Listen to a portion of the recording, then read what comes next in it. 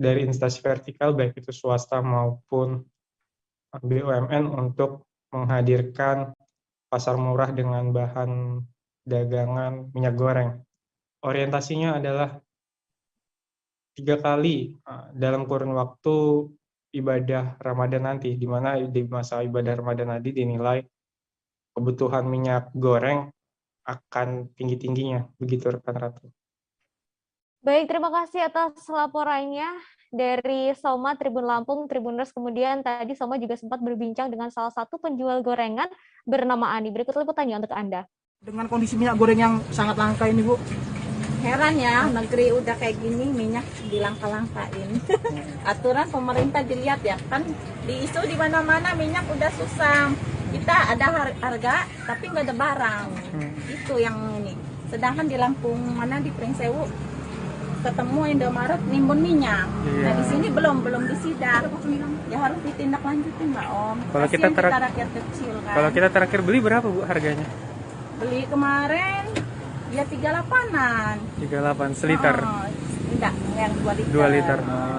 Itu kemarin yang udah ada di pasar 50 yang 2 liter. Ini mau jual untungnya berapa lagi kalau udah harga segitu?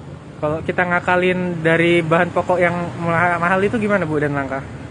Dinaikin. Harganya dinaikin ya? Dinaikin. Ya kalau sama aja, dinaikin harga barang minyaknya mahal. Sebelumnya kita jual berapa sih Bu gorengannya? 12.000. Sekarang jadi 12,5. Perbaikan Jalan Gubernur Syarkawi, Kecamatan Gambut, Kabupaten Banjar, Kalimantan Selatan hingga kini masih dalam proses pengerjaan. Jalan yang berada di bawah kewenangan Balai Pelaksana Jalan Nasional atau BPJN. Wilayah 11 Kalimantan Selatan ini ditargetkan selesai di Agustus 2020 nanti. Untuk melakukan perbaikan jalan tersebut menghabiskan anggaran sebesar 147 miliar rupiah yang bersumber dari APBN Kementerian PUPR. Dengan adanya perbaikan, beberapa jalur harus dialihkan Tribuners. Informasi selengkapnya akan disampaikan oleh Milna Sari dari Banjarmasin Pos. Silakan Milna Sari laporannya. Ya, Ratu. Ya, Ratu, perbaikan proyek pengerjaan Jalan Gubernur Syarkawi ini sendiri merupakan proyek multi-year yang dikerjakan dalam beberapa tahun yang dimulai dari 2021 kemarin dan akan berakhir di Desember 2022 ini. Proyek ini sendiri berakhir di Desember ini, namun dari kontraktor sendiri rencananya akan menyelesaikan proyek pengerjaan pada Agustus ini atau sebelum target, dan kemudian akan dilanjutkan dengan pemeliharaan selama beberapa bulan hingga Desember di 2022 ini. Begitu Ratu. Dan ya, silahkan Milna. Iya, dan untuk perbaikan ini sendiri dilakukan karena untuk penanganan pasca banjir besar di awal 2021 kemarin di Kalimantan Selatan yang mengakibatkan Jalan Gubernur Syarkawi mengalami kerusakan parah sehingga tidak bisa dilintasi oleh kendaraan roda 4 dan roda 10, sehingga dilakukan penanganan oleh Balai Pelaksana Jalan Wilayah 11 Kalimantan Selatan yang saat ini kondisinya sudah 65% lebih yang saat dipantau oleh DPRD Kalimantan Selatan atau melebihi target pengerjaan di awal tahun 2022 ini. Jalan Gubernur Syarkawi ini sendiri dilakukan peninggian badan jalan agar tidak terendam saat terjadi banjir di Kecamatan Gambut maupun Kecamatan Sungai Tapu, Kabupaten Banjar, Kalimantan Selatan. Namun untuk pengendara sendiri di Jalan Gubernur Syarkawi ini sendiri pada malam hari kondisinya tidak ada PJU dan ada pengalihan jalan dari satu jalur ke jalur lain sehingga pengendara harus berhati-hati karena tidak ada PJU pada saat malam hari. Begitu rekan Ratu. Baik, terima kasih Milna atas informasinya. Tribuners, untuk Anda yang hendak melintas di jalan ini sebaiknya hati-hati ya karena sedang dalam perbaikan, dan tadi seperti yang disampaikan Milna masih ada banyak yang kurang diberi rambu-rambu begitu. Terima kasih Milna. Ya, terima kasih. Kemudian Tribuners aksi bersih-bersih sampah plastik dilakukan di Kota Sorong, Papua Barat. Kegiatan tersebut dilakukan oleh komunitas Misol Baseftin yang bekerja sama dengan sejumlah organisasi masyarakat. Langkah itu dilakukan dalam rangka memperingati Hari Peduli Sampah Nasional yang akan terjadi di nanti tanggal 21 Februari 2022. Seperti apa jalannya acara bersih-bersih sampah plastik tersebut? Sudah ada Safwan di sana. Safwan? Ya, selamat malam, Ratu. Baik, Safwan, silakan dengan informasinya. Ya, baik Ratu dan juga Tribuners dimanapun Anda berada. Hari ini dapat saya kabarkan dari Kota Sorong, Papua Barat bahwa sejumlah komunitas yang tergabung dalam komunitas yang langsung dimotori langsung oleh Misol Baseftin menggelar aksi bersih-bersih sampah di sejumlah titik di Kota Sorong. Pada hari ini sendiri aksi bersih-bersih sampah dilaksanakan di kurang lebih 5 titik di Kota Sorong, yang mana dimulai dari wilayah Surya, Kuda Laut, Klademak, Halte Dom, Sorong, dan juga Taman Sorong City, Kota Sorong, Papua Barat. Aksi ini dalam rangka memperingati Hari Peduli Sampah Nasional yang akan dimulai pada tanggal 21 Februari besok. Dan perlu diketahui bahwa aksi ini juga langsung dilakukan kampanye hashtag plastik terasik, yang mana dalam arti bahasa Indonesia itu plastik tidak asik, dan mereka ingin menyampaikan pesan bahwa mulai saat ini masyarakat di Kota Sorong sudah harus sadar dan juga sudah harus ambil bagian dalam menyelamatkan lingkungan yang ada di sekitar kita. Sebab kalau misalkan sampah plastik yang hanya dipakai sekali, dibuang dan berserakan di jalan, bisa saja dihanyutkan melalui air dan juga langsung ke laut, dan secara otomatis akan dikonsumsi oleh ikan, dan ikan tersebut akan dikonsumsi kembali oleh kita sendiri, dan secara otomatis kita juga bisa secara sadar kita akan mengkonsumsi plastik yang kita buang tersebut, sehingga merusak kesehatan di diri kita sendiri. Dan dalam aksi tersebut hadir juga BKSDA Provinsi Papua Barat, yang mana mereka turut menyampaikan apresiasi kepada anak-anak muda di Kota Sorong yang telah punya kepedulian terhadap lingkungan hidup, dan mereka berharap agar aksi ini tidak sampai sebatas organisasi-organisasi yang terlibat pada aksi hari ini, namun bisa berlanjut hingga ke masyarakat di Kota Sorong dan juga Papua Barat. Demikian, Ratu. Baik, kemudian Safwan, untuk aksi bersih-bersih ini akan berlangsung selama berapa hari kah, atau nanti sampai di tanggal 21 Februari, atau hanya cukup untuk hari ini saja, Safwan? Ya, berdasarkan keterangan yang kami peroleh dari lapangan, aksi bersih-bersih ini memang dilakukan cukup hari ini saja, namun sebelumnya ada beberapa aksi, yaitu aksi gambar, dan juga rencananya akan dilakukan aksi pemutaran film di Raja Ampat dan juga wilayah Kota Sorong nantinya, begitu, Ratu. Baik, terima kasih Safwan untuk informasinya. Tadi Safwan juga sempat berbincang dengan partnership staff Misol Baseftin. Ada Innocent F. Jacobus, ini berikut liputannya untuk Anda. Melalui Bank Sampah Sorong Raya, kami aktif dalam penyadartahuan tentang isu lingkungan, terutama masalah plastik sekali pakai. Jadi hari ini di tanggal 19 Februari 2022 kami mengadakan kegiatan clean up melibatkan pemerintah setempat, instansi lainnya, lembaga-lembaga terkait, sama komunitas se-Sorong Raya. Nah, kebetulan ada 5 titik yang kami lakukan kegiatan clean up. Dan itu yang pertama dari Suriah, habis itu dari apa namanya kuda laut ke Klademak ke Haltedom, dan sekarang yang Pusatnya di sini. Ya, di sini Bandara Deo.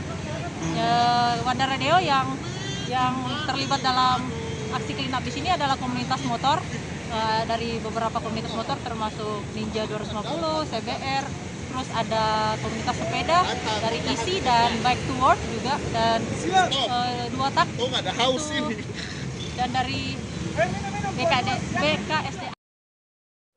Kali ini kami masih akan kembali lagi di Tribuners dengan informasi lain dari provinsi lain di Indonesia. Tetap bersama kami di Live Update Petang. Oke, apa kabar Bang Aris di sini untuk strateginya? Kalau saya sendiri di Gimik 37 ini yang semalam baru mulai, Apa yang saya dirasakan udah Kak Fernita? Sebenarnya aku nggak ngerasain penangkapan atau penggerebegan atau apapun itu, karena gini loh, posisinya aku kriteria. main. Jadi kita mengenal disebut dengan stroke yang tidak berdarah dengan stroke yang berdarah. Stroke yang tidak berdarah itu biasanya ditandai dengan adanya penyumbatan. Kalau itu terjadi di sini mungkin pikirnya tidak ke situ kali ya, tapi kalau di Korea atau di Kamboja itu ada beberapa paper yang saya itu mas, ya, dulunya tukang koran. Oh gitu ya. Tukang koran. Ya, saya baca itu Pak. Tuh kan pernah baca kan? Ya. Jadi kalau saya jadi tanggam itu udah bersyukur banget. Si anak ini dijadikan sebagai tersangka begitu. Ya, kalau ini kita bicara yang di luar kasus Bongombo ya. Dikenal dengan nama hujan shower, di mana terdapat batas jelas antara daerah hujan dan tidak hujan yang biasanya terjadi pada fase awal mature stage atau tahap berbahaya dewasa. itu Kang. Jadi mulai artinya terjadinya perlembekan. Nah itu untuk penetrasi akan sulit. Gitu ya. Dok, saya ini menurut saya memang tidak mudah, bukan urusan tanah diambil. Kalau misalnya Amerika Serikat sekarang, Rasulullah mengatakan dalam sebuah hadis bahwa berpuasa di 6 hari Syawal itu. Oke, apa kabar Bang Aris di sini untuk strateginya? Kalau saya sendiri di Gimik 37 ini yang semalam baru mulai, Apa yang saya dirasakan udah Kak Fernita? Sebenarnya aku nggak ngerasain penangkapan atau penggerebegan atau apapun itu, karena gini loh, posisinya aku kriteria. main. Jadi kita mengenal disebut dengan stroke yang tidak berdarah dengan stroke yang berdarah. Stroke yang tidak berdarah itu biasanya ditandai dengan adanya penyumbatan. kalau itu terjadi di sini mungkin pikirnya tidak ke situ kali ya, tapi kalau di Korea atau di Kamboja itu ada beberapa paper yang Saya itu mas, Ya. dulunya tukang koran. Oh gitu ya. Tukang koran. Ya, saya baca itu Pak. Tuh kan pernah baca kan? Ya. Jadi kalau saya jadi tanggam itu udah bersyukur banget. Si anak ini dijadikan sebagai tersangka begitu. Ya, kalau ini kita bicara yang di luar kasus Bongombo ya. Dikenal dengan nama hujan shower, di mana terdapat batas jelas antara daerah hujan dan tidak hujan yang biasanya terjadi pada fase awal mature stage atau tahap Berbahaya dewasa. itu Kang. Jadi mulai artinya terjadinya perlembekan. Nah itu untuk penetrasi akan sulit. Gitu ya. Dok, saya ini menurut saya memang tidak mudah, bukan urusan tanah diambil.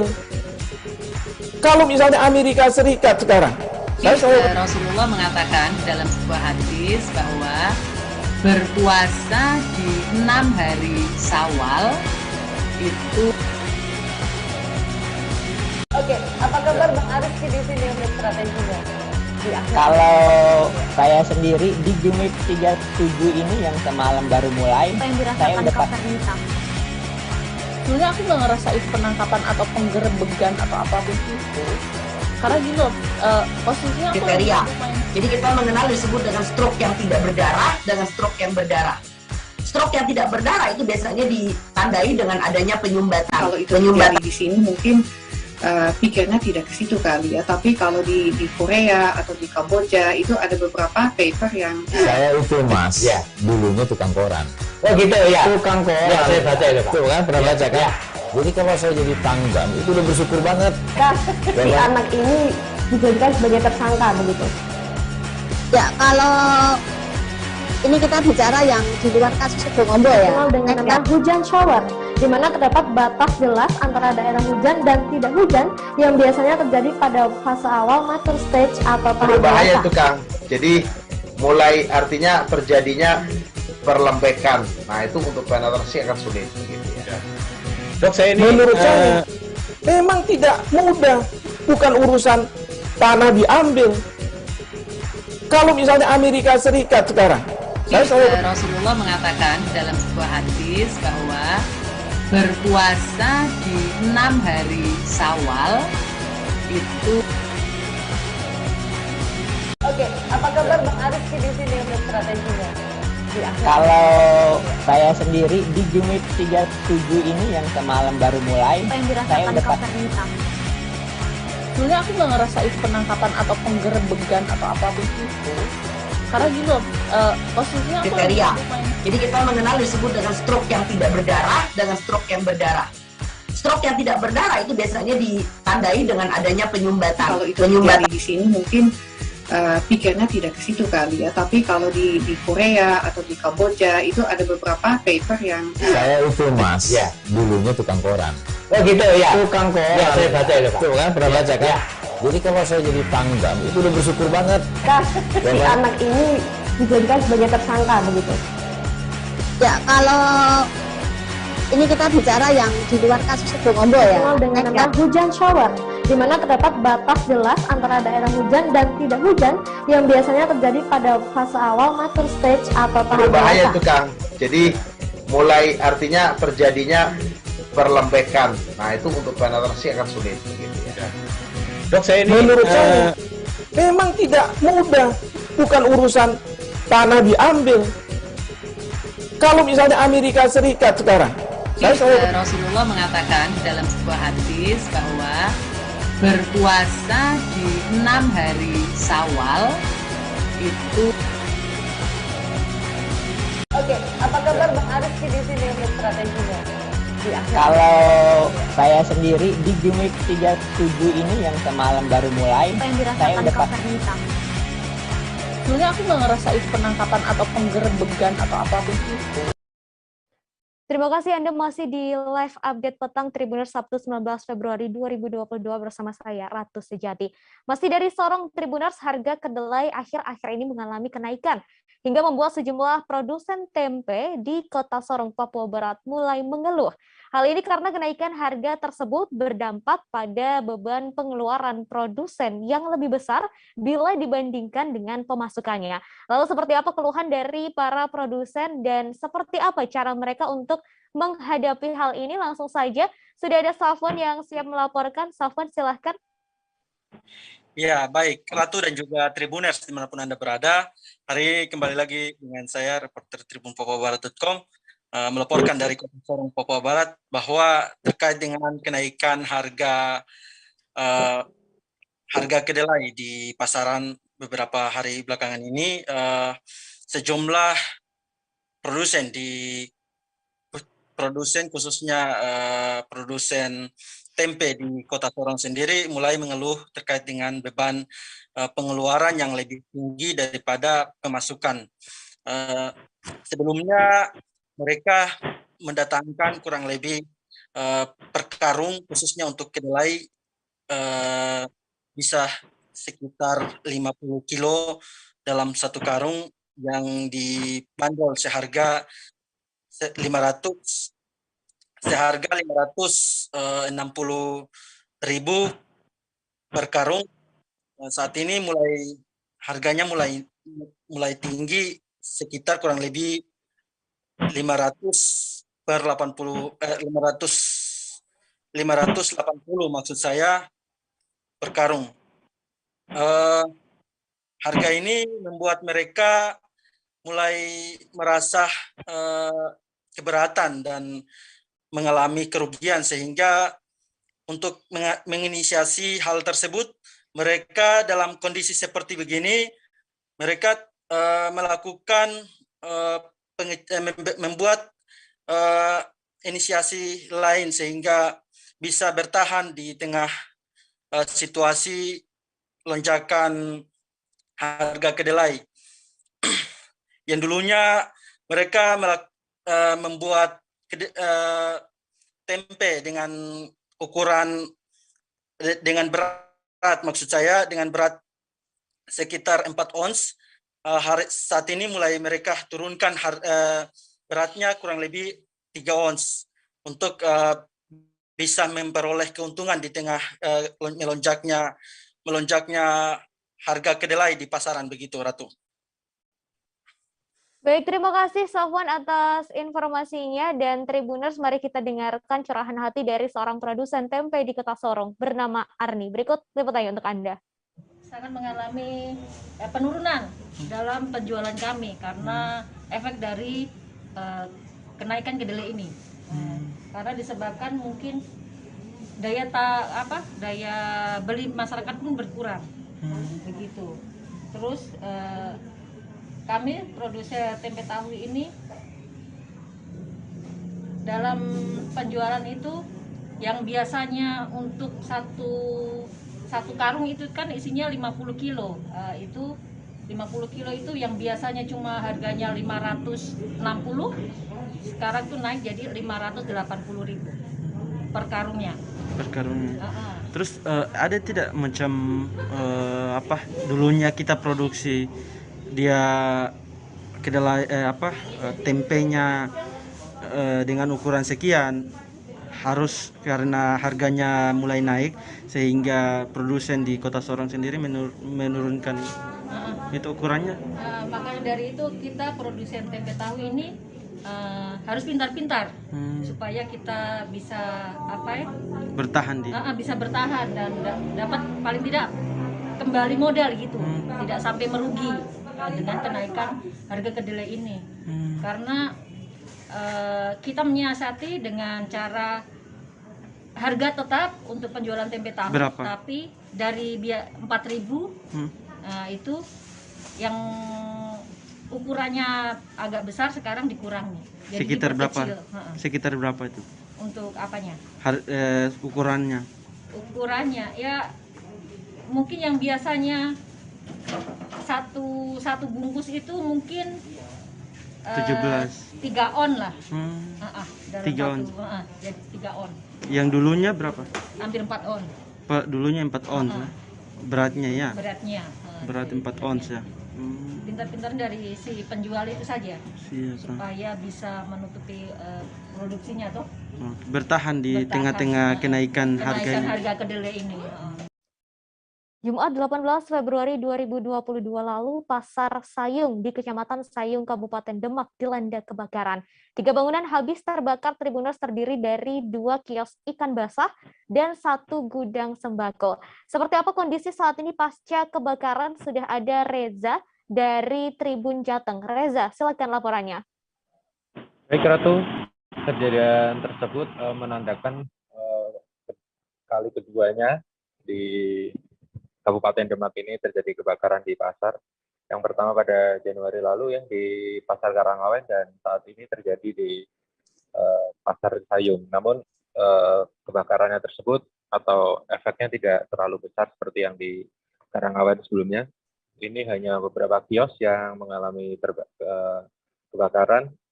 Kemarin kejadian tersebut terjadi saat sekitar pukul 21 ya, 21 itu warga setempat ataupun pedagang setempat menduga bahwa kebakaran atau api semula itu muncul dari kabel yang mengalami korsleting di salah satu kios milik Ibu Suripah. Itu adalah kios sembako, sedangkan 2 di sebelahnya itu kios ikan. Jadi di sana di area pasar ikan seperti itulah. Lalu muncul api dan kemudian api cepat membesar dan pemadam kebakaran pun langsung datang ya dengan 2 mobilnya untuk memadamkan api. Tak lama kemudian sekitar 1 jam api bisa padam dan tidak ada korban jiwa juga, tidak ada korban luka. Bangunannya pun tidak sampai runtuh ya. Kerangka-kerangka. Jadi yang ludes di sana hanya barang-barang seperti sembako dan alat-alat perdagangan yang lain. Hingga kini area tersebut dipasang garis polisi dan para pedagang, polisi dan instansi terkait masih mendata kerugian yang dialami oleh para pedagang. Dan saat ini, sejauh ini yang dapat diketahui, kerugian itu mencapai lebih dari 50 juta rupiah. Itu Ratu. Baik, terima kasih Reza atas laporannya hari ini. Berikutnya, Tribuners Badan Pemeriksa Keuangan atau BPK RI Perwakilan Sulut melakukan pemeriksaan terhadap kendaraan dinas di Kabupaten Bolmong. Mulai dari mesin hingga pajak kendaraan diperiksa. Kendaraan yang diperiksa adalah kendaraan dari setiap OPD hingga pengadaan di setiap desa. Selengkapnya sudah ada Nilton di sana yang sudah siap dengan informasinya. Silakan Nilton. Baik, rekan Ratu. Terima kasih untuk kesempatannya. Badan Pemeriksaan Keuangan RI Perwakilan Sulawesi Utara sudah melakukan pemeriksaan selama 2 hari di Kabupaten Bola Mongondo terhadap kendaraan dinas yang ada di setiap OPD maupun pengadaan kendaraan dinas yang ada di setiap desa. Jadi kurang lebih ada 533 kendaraan yang diperiksa selama 2 hari, dan itu diperiksa secara bergantian mulai dari setiap OPD maupun setiap desa. Nah, pada saat pemeriksaan selama 2 hari ini ada beberapa temuan yang ditemukan oleh BPK. Salah satunya adalah banyak kendaraan dinas baik di desa maupun di OPD yang sudah telat membayar pajak, hingga ada juga yang pajaknya sudah tidak dibayarkan sama sekali dan sudah mati pajak lagi. Dan ini menjadi catatan penting dari BPK terhadap pemerintah Kabupaten Bola Mongondo. Dan yang telat pajak ini bukan hanya kendaraan roda 2, melainkan kendaraan roda 4 juga ditemukan telat pajak. Dan dari data yang kami terima, kurang lebih ada sekitar 30-an lebih kendaraan di hari pertama. Sedangkan hari kedua laporannya kami belum mendapatkan laporan terkait laporan telat pajak di hari kedua. Nah, untuk temuan terkait banyaknya kendaraan yang belum membayar pajak ini, Bupati Bola Mongondo Yasti Supriyo Mukago sudah menginstruksikan kepada semua jajaran maupun setiap desa yang belum membayar pajak untuk segera menyelesaikan pembayaran pajak, karena kendaraan dinas adalah salah satu aset yang dititipkan oleh pemerintah kabupaten di masing-masing SKPD maupun desa. Jadi Yasti juga menyesalkan banyak sekali kendaraan dinas yang tidak bayar pajak, dan ini merupakan salah satu kekecewaan terbesar Yasti kepada setiap OPD maupun desa yang ada di Bolmong. Selain itu kan Ratu, selain terlambat pajak, beberapa kendaraan juga sudah ditemukan tidak bisa dipakai lagi, seperti baterainya sudah tidak ada atau mesinnya sudah rusak. Dan BPK sudah memberikan catatan kepada pemerintah kabupaten terkait temuan-temuan ini. Sekian rekan Ratu. Baik, terima kasih Milton atas laporannya petang ini. Berikutnya, Tribuners warga Batu Alus Selatan melakukan protes lantaran jalan di wilayahnya rusak dan tak kunjung diperbaiki. Aksi protes itu dilakukan dengan menanam pohon pisang serta menebar ikan lele di jalanan. Selengkapnya sudah ada Tommy dari Tribun Timur. Silahkan Tommy, informasinya. Baik, Ratu, warga di Lembang atau Desa Batu Alus Selatan, Kecamatan Selatan, Kabupaten Tanah Toraja mengeluhkan akses jalan di wilayahnya yang kian rusak parah. Meski kondisi semakin memprihatinkan, hingga kini tak ada perhatian untuk perbaikan akses jalan dari pemerintah Kabupaten Tanah Toraja. Lantaran kesal dengan tidak adanya perbaikan jalan, warga pun melakukan aksi protes dengan menanam pohon pisang, menebar ikan di jalan yang tergenang air, dan beberapa juga anak-anak berenang di jalan yang tergenang air. Memang Ratu dan Tribuners, berdasarkan pantauan kami, kerusakan jalan di Lembang Batu Alus Selatan terjadi merata. Kerusakan terjadi khususnya di Kampung Katapi, Buntu Toraya, Tamporan, hingga Dusun Barua. Kerusakan jalan di wilayah ini cukup memprihatinkan, di mana jalan berlubang, bahkan membentuk kubangan yang berukuran besar. Belum lagi jalan retak dan berlubang, dan khususnya saat hujan terjadi jalan tergenang air. Pengakuan warga, kerusakan jalan ini sudah berlangsung sekitar 20 tahun. Menurut warga, pengaspalan terakhir dilakukan pada tahun 1996. Pemerintah setempat sendiri telah mengupayakan untuk mengusulkan kerusakan jalan ini melalui musyawarah lembang atau musyawarah desa. Namun hingga kini usulan yang dilakukan tak kunjung terrealisasi. Kepala Lembang bernama Pradian mengaku ingin memperbaiki jalan menggunakan dana desa, namun status jalan tersebut bukan jalan desa. Kemudian ia mengharapkan agar dari kondisi jalan yang rusak ini segera mendapat perhatian dari pemerintah setempat, mengingat jalan tersebut merupakan akses utama warga dan juga merupakan jalur strategis menuju Bandara Toraja di Kecamatan Mengkendek, Kabupaten Tanah Toraja. Ratu. Baik, terima kasih atas laporannya Tommy. Tadi Tommy juga sempat berbincang dengan Kepala Lembang Batu Alu Selatan, Pradian Rizky Londong Alu. Berikut liputannya untuk Anda. Boleh buat masyarakat saya bikin aksi begini karena sudah muak, Pak. Dari zaman saya SD diaspal sampai sekarang tidak pernah diaspal, Pak. Tiap tahun kami usulkan musrembang, tapi tidak pernah ada. Selalu anggaran dialirkan tempat lain. Padahal ini akses paling strategis dengan adanya Bandara Buntukuni menghubungkan Toraja Utara, Tanah Toraja, maju ke Nrekang. Kalau orang Toraja Utara mau ke Bandara Buntukuni, itu tidak butuh waktu lama, Pak. Paling tinggi 45 menit dari Toraja Utara sampai ke BBK. Terus ini yang kondisi jalan yang rusak kayak begini, Pak Palembang, kira-kira berapa kilo? Kondisi jalan rusak ini 1 kecamatan, Pak. Karena mulai dari kecamatan masuk di Kecamatan Sanggala Selatan di sini sampai ke perbatasan masuk Kecamatan Mengkendek, khusus Sanggala Selatan tidak pernah disentuh di tengah-tengah. Makanya saya bingung, apakah kami ini Tanah Toraja atau bukan? Ya.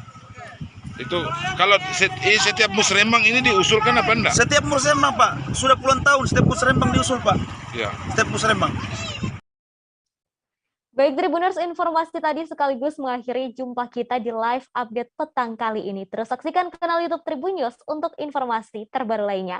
Saya Ratu Jati beserta kru yang bertugas pamit undur diri. Selamat malam dan sampai jumpa. Jangan lupa like, subscribe, dan share ya.